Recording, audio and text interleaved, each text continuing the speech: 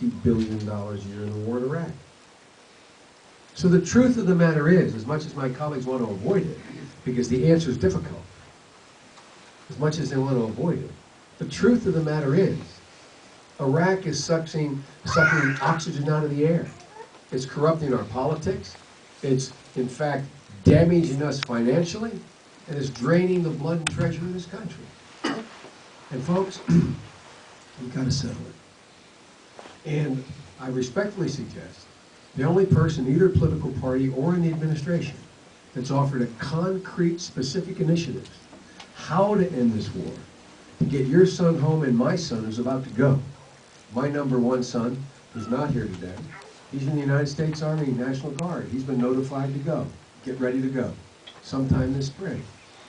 Well, ladies and gentlemen, I don't want him going, but I don't want my grandson going 15 years from now. And how we leave and what we leave behind is going to tell the tale for a generation. And so I've laid out a proposal, referred to these days as the Biden exit strategy by the pundits.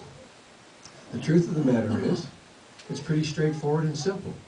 And it has gotten the overwhelming support of the United States Senate. 75 members, a majority of the Republicans, 26, voted for it.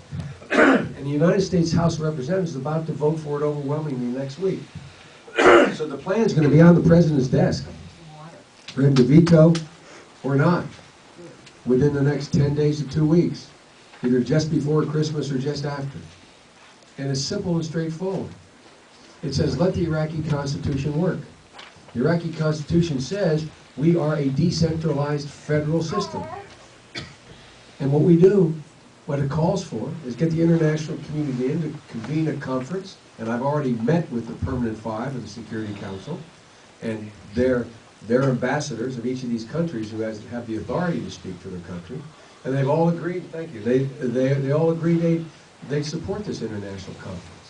Bringing in all of the neighbors in the region, bringing in Iran, Turkey, Syria, Saudi Arabia, Jordan, etc., and say, here's the deal.